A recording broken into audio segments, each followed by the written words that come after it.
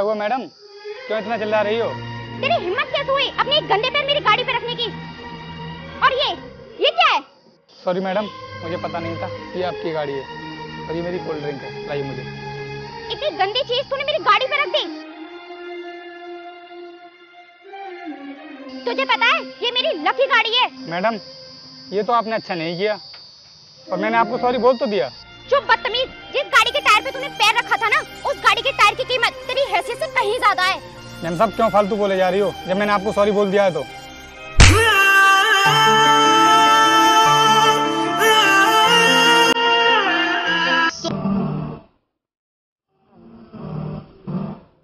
Ma'am साहब बिना बात के क्यों बवंडर कर रही हो? मुझे जाने दो, आगे से ध्यान रखूंगा। तू समझता क्या है अपने आप को? तू लोगों को ये दिखाना चाहता है कि ये तेरी खुद की गाड़ी है। लेकिन मैडम मैंने ये कब बोला कि ये मेरी खुद की गाड़ी है? मन तो ऐसा कर रहा है ना कि जिस गाड़ी के पहिए पे तूने ये अपना गंदा पैर रखा, वही पहिया तेरे पैरों पे उतार दूं। इस बार तो मैं तुझे छोड़ रही हूँ, लेकिन अगली बार मेरी गाड़ी के आसपास दिख मत जाना। चल अब निकल यहाँ से।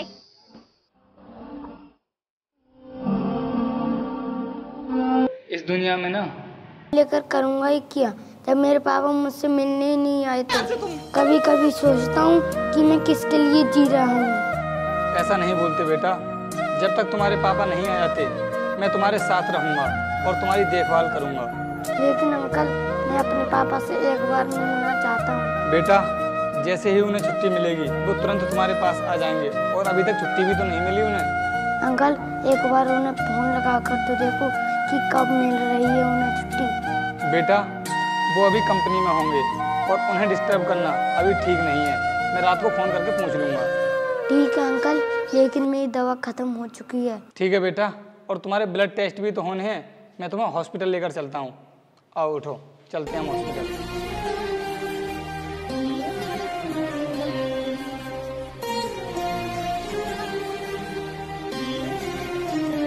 हे रुको, अंदर कहाँ घुसे जा रहे हो? अंदर पहले से ही काफ़ी मरीज हैं, थोड़ी देर यहीं वेट करो। अरे भैया इस बच्चे की हालत बहुत ख़राब है, हमें डॉक्टर से मिलना बहुत ज़रूरी है। अरे तू तो वही है ना जिसका वीडियो बहुत तेज़ी से वायरल हो रहा है, लड़की छेड़ रहा था। भाई मुझे अंदर जाने दो। बाकी मरीज क्या पागल हैं जो सुबह से यहाँ पड़े हैं? तुम अभी अंदर नहीं जा सकते। चाहे मरीज की तबीयत और ज़्यादा बिगड़ जाए। तुझे ज़्यादा जल्दी हो रही है ना, तो एक काम कर, 100 का नोट निकाल, तुझे अभी अंदर भेज दूंगा। हर किसी को दलाली चाहिए, बिना पैसों में कोई काम नहीं होता है क्या? हो जाएगा, अब तू शाम तक इंतजार कर, तेरा नंबर आ जाएगा। चल अब वहाँ जाकर बैठ जा। लेकिन मुझे इमरजेंसी है, शाम तक तो बहुत देर हो जाएगी और इसको कुछ भी हो सकता है। मुझे कुछ नहीं पता, वहाँ जाके बैठ।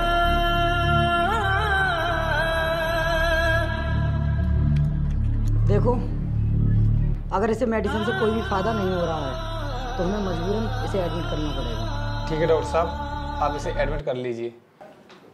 तो ठीक है, सबसे पहले आप जाकर कैश काउंटर पर 25,000 रुपये जमा कर दीजिए, उसके बाद हम इसे एडमिट कर देते हैं। लेकिन डॉक्टर साहब इतने सारे रुपए मैं इतनी जल्दी कहाँ से अरेंज कर पाऊँगा?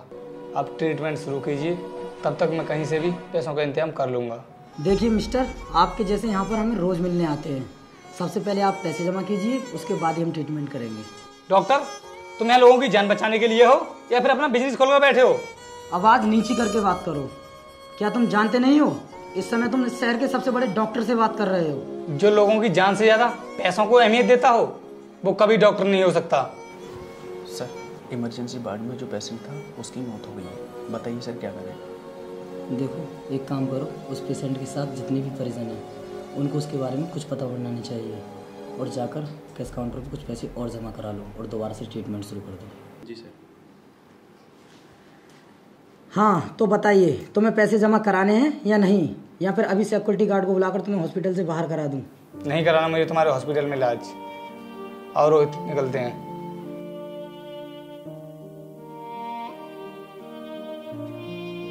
नेक्स्ट पेशेंट को अंदर भेज दो।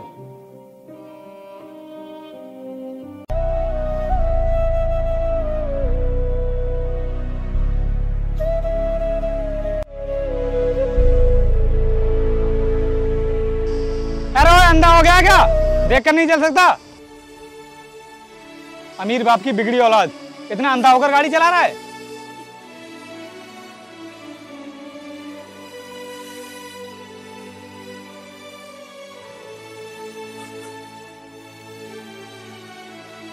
क्या बोल रहा था?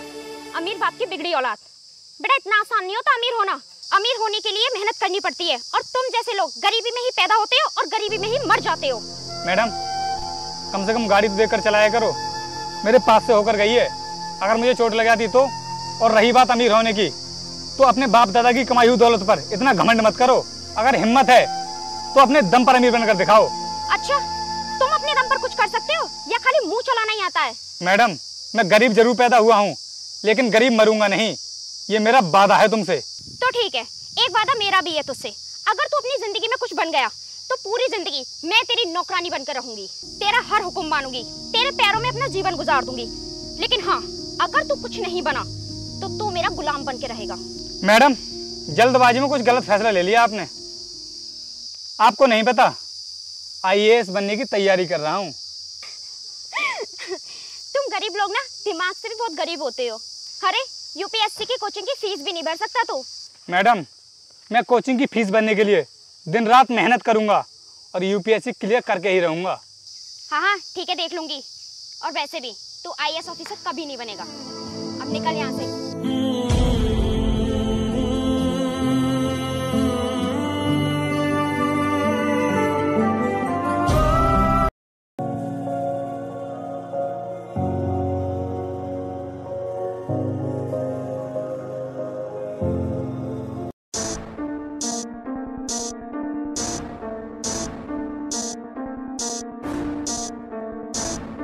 हेलो डॉक्टर, क्या चल रहा है ये सब? अरे सर आप बताइए कैसे आना हुआ?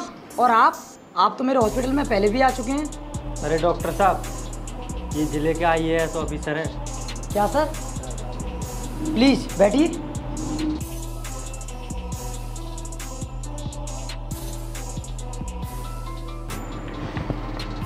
ये लो बेटा, अपनी दवाई डिस्पेंसरी से निकलवा लो। बताइए सर कैसे आना हुआ? देखिए डॉक्टर, हमें पता चला है कि तुम्हारे हॉस्पिटल में बहुत धांधलेबाजी हो रही है, तो बताओ सच क्या है? देखिए सर, आपको जिस किसी ने भी हमारे हॉस्पिटल के बारे में ये इन्फॉर्मेशन दी है वो सब गलत है। देखो तुम्हारे खिलाफ हमारे पास बहुत बड़े लेवल पर कंप्लेंट्स आई हैं, इसलिए मुझे पर्सनली यहाँ पर आना पड़ा।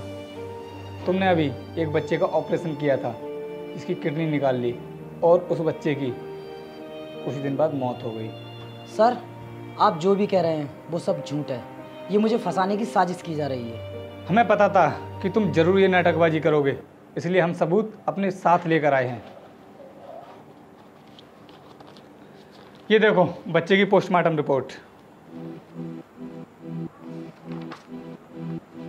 सर ये जो रिपोर्ट आप मुझे दिखा रहे हैं ये पूरी तरीके से फर्जी है। डॉक्टर हम अच्छी तरह जानते हैं क्या फेक होता है और क्या रियल। तो सर आप ही बताइए, क्या मैं ऐसा कर सकता हूँ?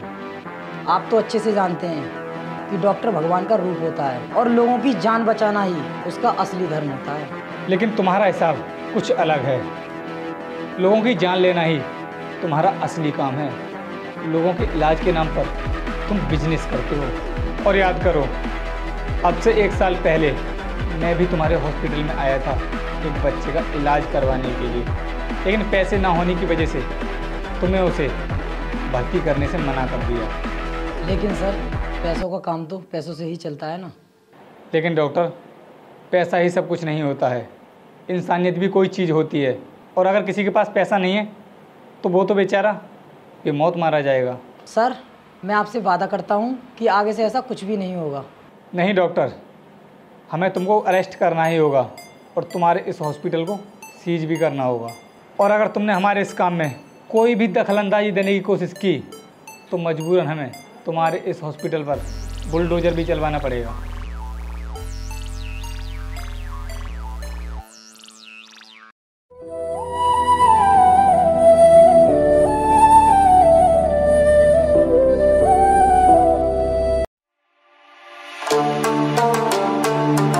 ड्राइवर गाड़ी रोको।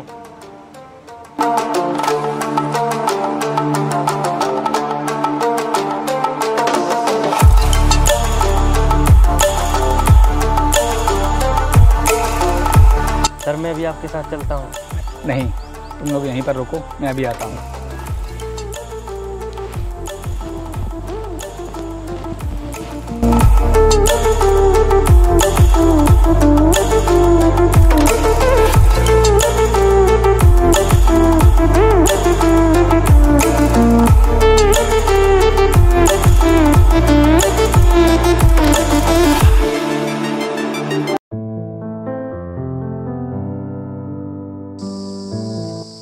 हाँ तो मैडम, क्या हाल चाल हैं आपके? पहचाना मुझे या फिर नहीं? हाँ, कैसे भूल सकती हूँ तुझे? आखिर तुझसे शर्त जो लगाई थी। प्रिया, कौन है ये और तुम इसे कैसे जानती हो? भैया, है ये कोई गरीब इंसान और इसने एक दिन मुझसे बहुत बड़ी शर्त लगाई थी। पता नहीं कब पूरी होगी बेचारे की। अच्छा, तो आपको क्या लगता है कि मैं अपनी शर्त पूरी कर सकता हूँ या फिर नहीं? मुझे ना तेरे ऊपर 1% भी विश्वास नहीं है कि तू अपनी शर्त पूरी कर सकता है। सर, मीटिंग के लिए लेट हो रहे हैं। सर, कौन है ये? आपको नहीं पता, ये जिले के नए IAS ऑफिसर हैं। क्या तुम IAS ऑफिसर बन गए? हाँ तो भाई, आपकी बहन ने हमसे ये शर्त लगाई थी कि जिस दिन हम IAS ऑफिसर बन गए तो ये अपनी पूरी जिंदगी हमारे पैरों में गुजार देंगी और हमारा हर हुक्म मानेंगी और हमारी नौकरानी बनकर रहेंगी। तो बताइए मैडम, अब क्या ख्याल है आपका? प्रिया, क्या बोल रहे हैं सर? किसी से शर्त लगाने से पहले 100 बार सोच लिया कर। और हाँ, किसी को अपने आप से छोटा मत समझना, क्योंकि इस दुनिया में कोई किसी से छोटा नहीं होता। आपकी बहन के सर पर अमीरी का भूत सवार है, इनको कुछ समझ नहीं आता। और हाँ मैडम, और आपके चेहरे को देखकर लग रहा है कि अब आपका सिर शर्म से नीचा हो चुका है। खैर छोड़िए, मैं आपको यहाँ नीचे दिखाने के लिए नहीं आया हूँ। चलो, मैंने तुमको माफ़ किया, लेकिन आगे से इस तरह का मजाक किसी भी गरीब के साथ मत करना, क्योंकि किसी का कुछ नहीं पता कौन गरीब किस हद तक जा सकता है। सर प्लीज़, आप इसे माफ़ कर दीजिए। इसकी तरफ से मैं आपसे माफ़ी मांगता हूँ। कोई बात नहीं सर, मैं अपनी पूरी जिंदगी आपके साथ गुजारने के लिए तैयार हूँ। क्या मतलब है तुम्हारा? सर, मेरा मतलब कि मैं आपसे शादी करना चाहती हूँ। लेकिन मैडम, मैं अभी शादी करने के मूड में नहीं हूँ। I am not interested. Meeting के लिए लेट हो रहा हूँ और निकलो।